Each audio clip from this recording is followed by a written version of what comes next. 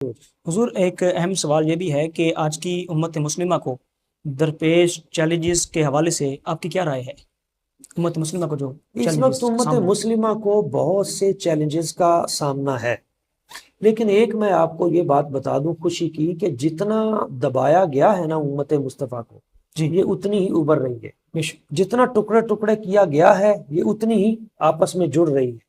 آج آپ دیکھیں صورتحال ہے غزہ کے لیے مشرق مغرب شمال جنوب کا مسلمان ایک پلیٹ فارم پہ کھڑا ہے۔ میں حکمرانوں کی بات نہیں کر رہا، میں امت کی بات کر رہا ہوں۔ امت کا دل ایک جگہ پہ اکٹھا ہے، امت کوشش کر رہی ہے، میں حکمرانوں کی پھر بات نہیں کر رہا نا۔ تو اس وقت جس انداز میں امت جاگ رہی ہے تو مجھے لگتا ہے کہ اللہ تعالیٰ کوئی نہ کوئی نئی قیادت امت کو دینے والا ہے۔ اس پہ ہمیں محنت کی ضرورت ہے، جد و جہد کی ضرورت ہے۔ اس کے اتحاد اور یکجہتی کے لیے آئندہ کے لیے جو لائے عمل ہو سکتا ہے وہ اپنے قیمتی آراء اور مشورے سے آگاہ کر دیں۔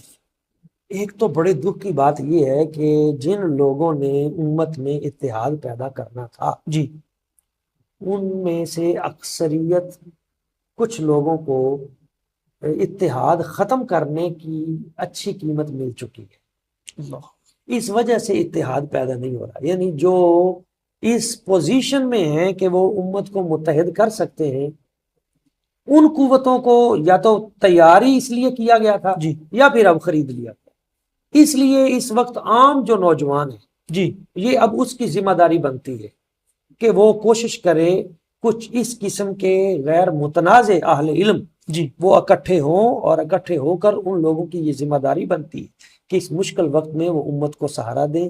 اور میں تو اس بات کا بھی قائل نہیں ہوں کہ یہاں کا جو مسلمان ہے وہ اور ہے اور وہاں کا مسلمان اور ہے، مشرق کا اور ہے مغرب کا اور ہے، نہیں، یہ مسلمان تمام جسد واحد کی طرح ہے۔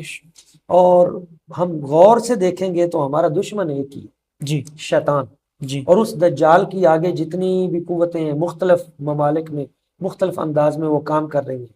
تو ہمیں اپنے دشمن کو پہچاننا چاہیے اور اصل اس کا مقابلہ کرنے کے لیے آپس میں متحد ہونا چاہیے، مشرق مغرب شمال جنوب کے تمام مسلمان۔